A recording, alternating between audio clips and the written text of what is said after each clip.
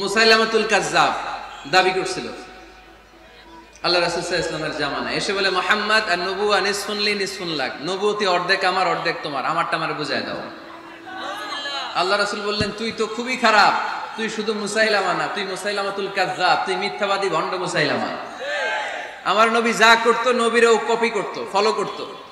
আমার নবী লোনা পানির কুয়ার মধ্যে ফু দিলে ওই লোনা পানির ওইটাকে মিঠা পানির কুয়া বানাই দিত কে?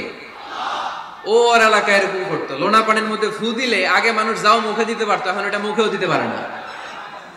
আমার নবী নবজাতক বাচ্চার মাথায় হাত বুলাই দিলে মাথার চুল বেড়ে যেত। তো এই বেয়াদব ওর এলাকায় যে বাচ্চার মাথায় হাত বুলাই দিলে চুল বড় হওয়া তো দূরের কথা, ওই বাচ্চাগুলো ছিল আজীবন টাক মাথা। আবার আমার নবী ফু দিলে গাছের ফলন বেড়ে যেত, ও ফু দিলে গাছ মইরা শেষ। মির্জা গোলাম আহমদ কাদিয়ানি নাম শুনছেন? এই বেয়াদবটাও দাবি করছিল নবুয়তির।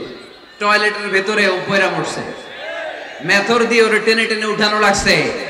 তাই আমার নবীর সাথে বেয়াদবি করলে ওর সাথে ছাড় নাই, চিল্লায় বলো ঠিক কি না?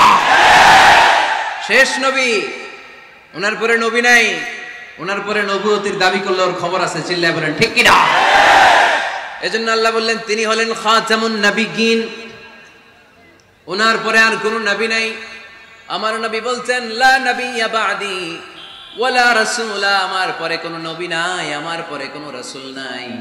তবে লাউ কানা বা'দি নাবিয়্যুন লাকানা উমর, আমার পরে নবী হওয়ার যোগ্যতা যদি কারো থাকে আমার ওমরের ওই যোগ্যতা আছে। প্রভু তুমি বলেছো রাসূল দেবে না, বলনি দেবে না ওমর, বলনি দেবে না হামজা তারিক, খালিদ বিজয় সমর। প্রভু তুমি বলেছো রাসূল দেবে না, বলনি দেবে না ওমর, বলনি দেবে না হামজা তারিক, খালিদ বিজয় সমর। প্রভু তুমি বলেছো রাসূল দেবে না, রাসূল দেবে না, এই কথাটা কার? আমার নবীর পরে আর কোন রাসূল তিনি দিবেন না, তিনি শেষ নবী, তিনি আখিরি নবী। সুবহানাল্লাহ পড়ে। আবার মুসলিম শরীফের বর্ণনায়